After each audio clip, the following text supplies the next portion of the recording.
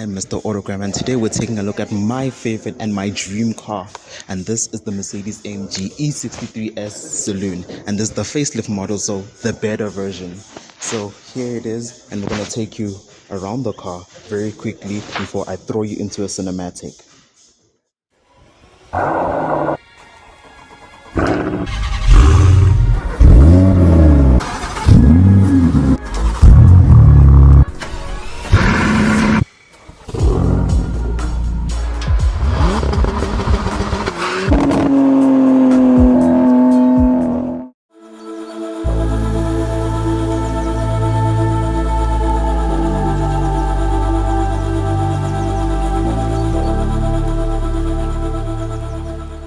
And this is the car in question. Just look at how mean it is, and especially with the dark paint and the silver accents. I currently have the lights on so you can just see how mean this car looks.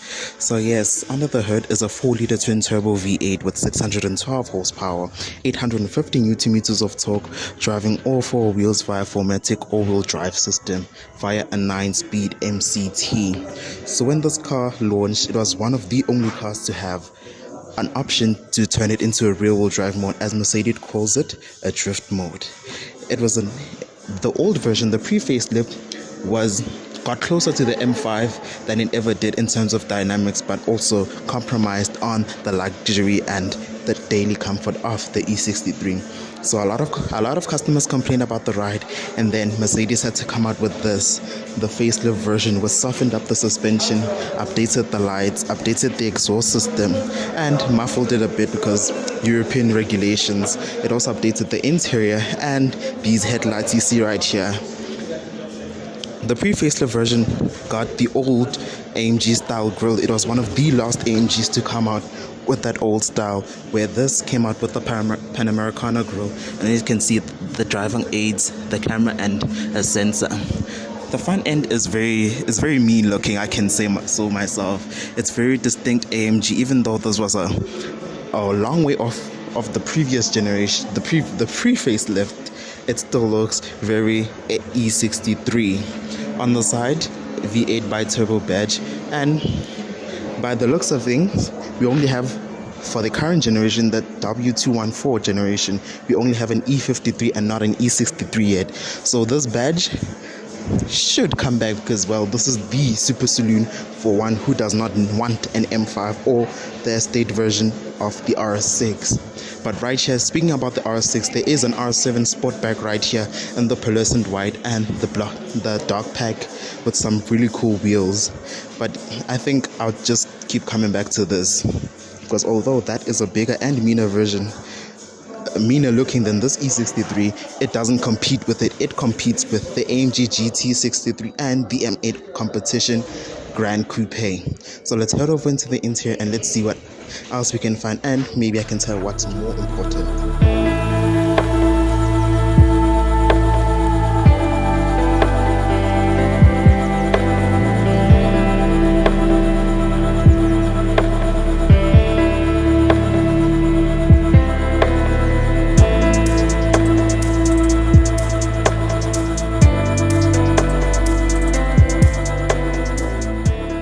Interior of this, you can see it has a beautiful brown Napa leather interior. This looks absolutely amazing, and with the dark ash wood, let's step in. Look at that AMG paddle light.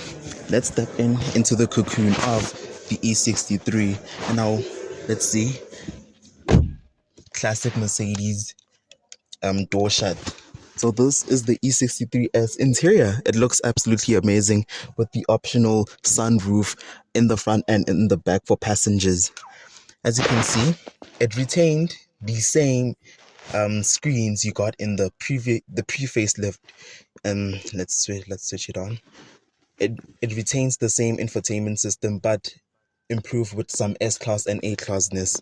So being the AMG, you got some AMG menus, the AMG track pace, performance, then the third-party apps, settings, and because this is a Mercedes, of course, we can play around with the ambient lighting, which we know this has 64 colors, and my favorite is Red Moon. But trust me when I say it is the coolest thing ever. Yeah, I think the car is just low right now on voltage. But this is a pretty cool interior with the Alcantara sides without the pinstripe. I think that is an option you can get on these. And what was updated from the pre-facelift is the steering wheel, where it has a big airbag and these 4 spokes. So, and some new updated screens over here. I think we can just, yeah, I think let's just ask for the key so we can wake the car up and let's just deep dive into this interior. Look at that. I think these digital screens just do it for me with those animations. Yeah, but let's get the key and let's talk more about this interior. So yes, we can talk more about these screens where you can adjust the suspension into Sport Plus, and as you can see, it tells you up there.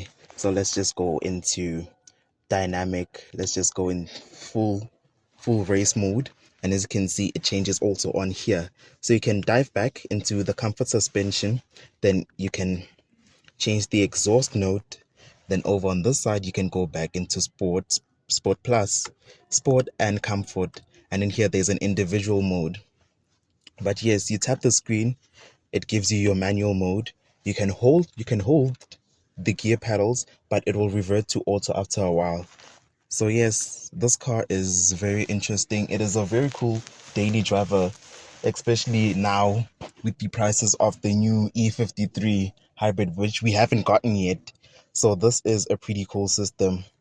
I think these are just gimmicks for us car guys to be playing around with.